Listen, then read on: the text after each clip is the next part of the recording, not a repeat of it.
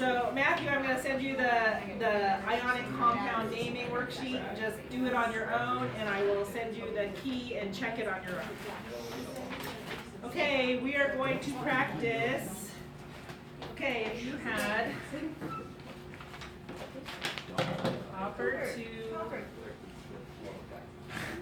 sulfide. Is it up way up on the ceiling? No, okay, perfect.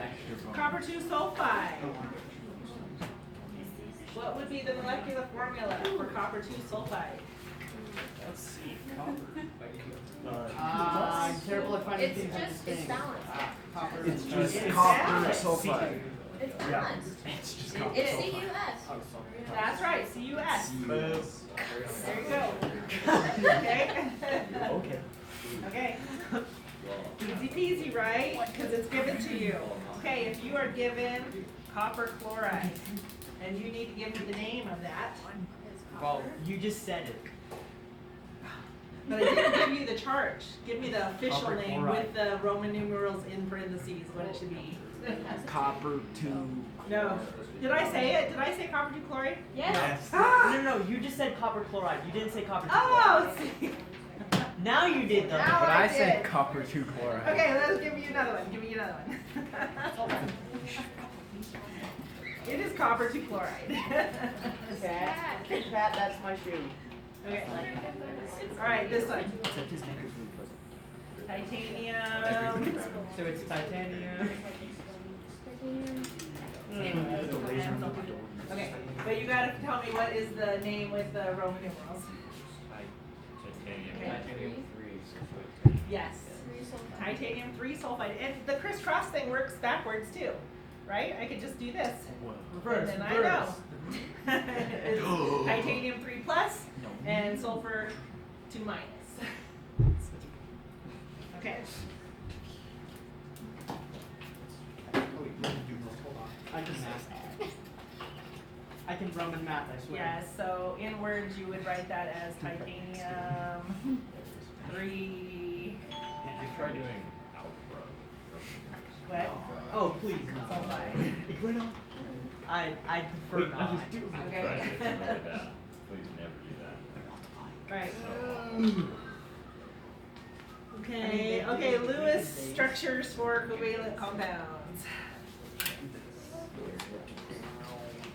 Okay, that was covering ionic compounds, on how to name them. I did this.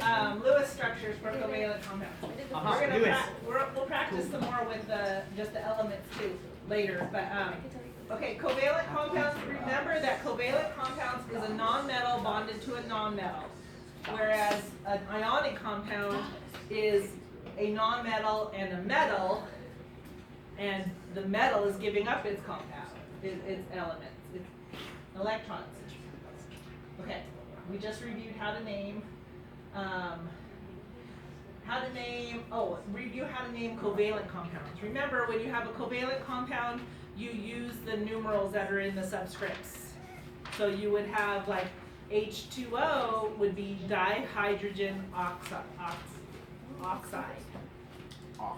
Okay, you still replace the ending with the I, but you use the numerals.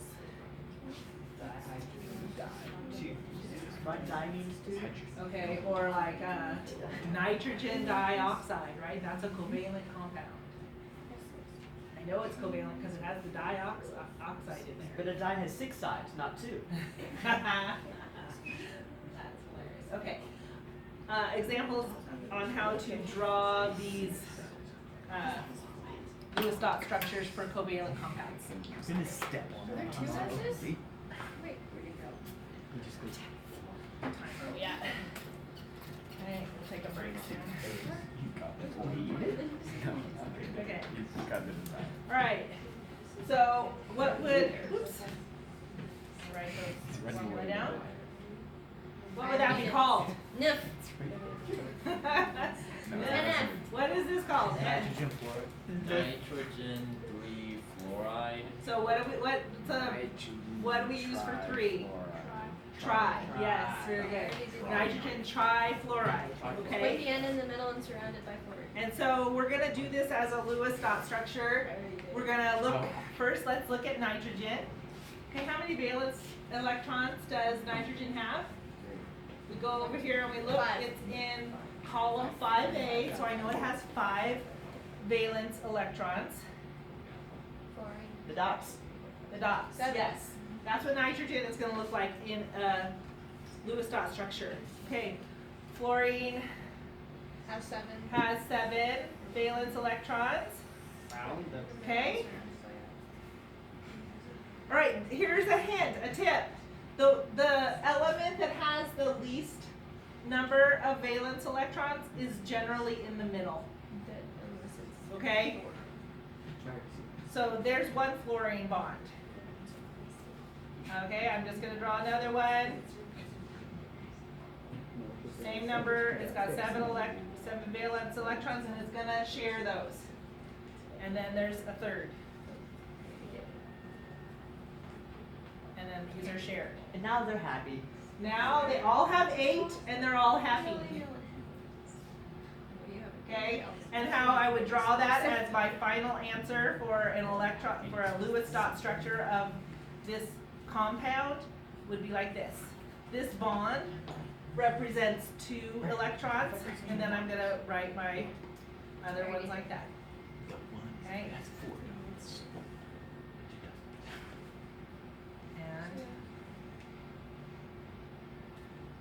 And then nitrogen also has what's called a lone pair, this one up here that's not shared with anybody. That's called a lone pair. Don't circle it like that, but you draw it on there. Because then it makes it look like it's bonding with itself. Yeah. Alright, so this is what your answer would look like without the little circle there. Dot, dot. Okay, that's nitrogen trifluoride. Okay, we're gonna do one more. I'm gonna let you work on it on your own, and then we'll go through it together. 2, 3, 4. So yes, you can count. Okay, 4. Good job. carbon disulfide. Carbon sulfides. Who thinks they know how I would write You would write it as that? What? What's the molecular formula for carbon? as the Lewis dot or the The molecular formula. Carbon di what? Carbon disulfide. Carbon CS2. disulfide. There's 2 here, so yeah, that. Okay, CS2. So go ahead and draw a Lewis structure for that, and we'll go through it and check it together. Mr. Lewis, you have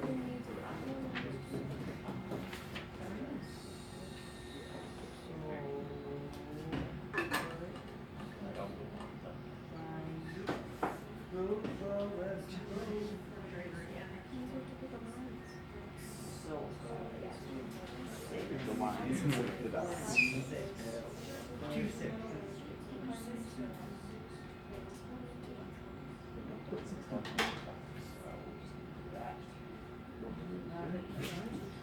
When you put the lines, it's just a double bond. That's when the double more comes in. Okay. I was wondering.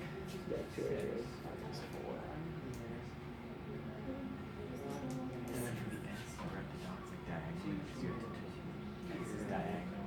Why do you think that's so much you don't know?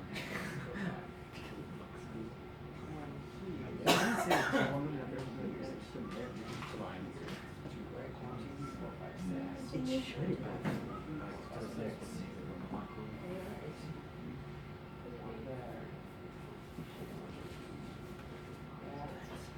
Now you're happy, but you're not happy because you have to share. Anybody who has to share is typically not happy. Unless it's capitalism, then they're sharing a lot, which makes you happy. You're like, that's communism. Hold on. I'm like, Hold on. Wait. I'm mixing. I'm Saying mixing. that. Alright, are we ready to check it? Yep. Okay, carbon, I know has 4, Carbon's chilling.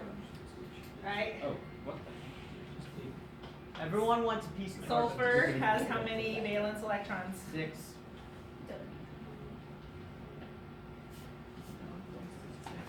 Okay. Alright, and then give me another one.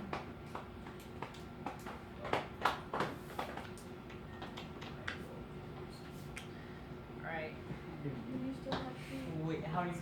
I know, gonna do this?